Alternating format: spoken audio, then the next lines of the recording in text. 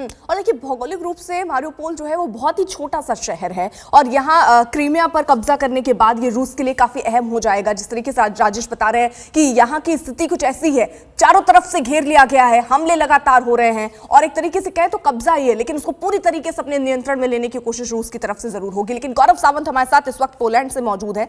और गौरव, जहां एक तरफ ये युद्ध जमीन पर चल रहा है, दोहरी लड़ाई, यूक्रेन लड़ रहा है, अपने लोगों को जहां बचाना है, सुरक्षित रखना है, वहीं दूसरी तरफ युद्ध में भी माकूल जवाब देना है। लेकिन दूसरी तरफ एक महत्वपूर्ण चीज यह है कि बयानबाजियां बहुत हो रही है, चाहे वो ज़ेलेंस्की हो, चाहे वो जो बाइडेन हो, चाहे वो पुतिन हो। जो बाइडेन पोलैंड पहुंच रहे हैं, उनके पहुंचने से क्या स्थितियां, परिस्थितियां बदलती हुई आपको दिख रही हैं?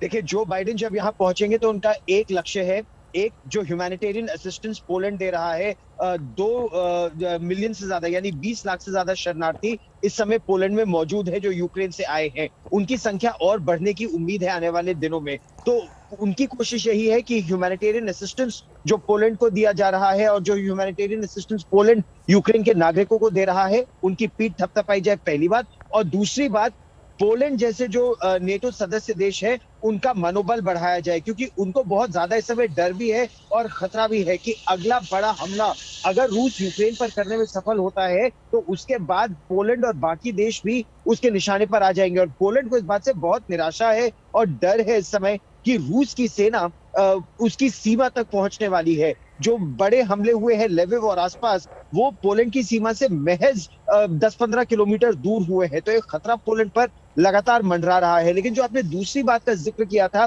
चेचन लड़ाकों का, जो इस समय यूक्रेन के अलग अलग शहरों में लड़ रहे हैं, ये लड़ाई का एक बहुत महत्वपूर्ण पड़ाव है, क्योंकि ये जो चेचन लड़ाके हैं ये गिरिला वॉरफेयर में बहुत ही पारंगत है।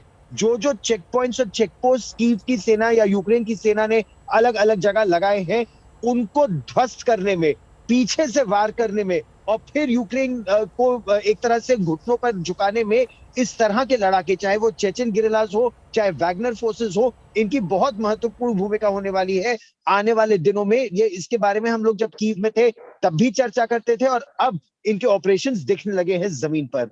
अर्पिता, ठीक है गौरव, रहिए आप। राजेश भी हमारे साथ बने हुए हैं। लेकिन यूक्रेन पर रूसी हमलों का आज 28वां दिन और इस देश का कोना कोना रूसी मिसाइलों के निशाने पर है। लेकिन सबसे ज्यादा बुरी हालत पोर्ट सिटी मारियोपोल की है। रूस अपने रणनीतिक फायदे के लिए इस शहर पर हर हाल में कब्जा करने पर आमादा है। मारियोपोल के लोग, इसकी भारी कीमत चुकानी पड़ रही है लोगों को। यूक्रेन का दावा है कि रूसी घेराबंदी के चलते मारियोपोल में करीब 1 लाख लोग बिना खाना पानी के 1 हफ्ते से फंसे हुए हैं।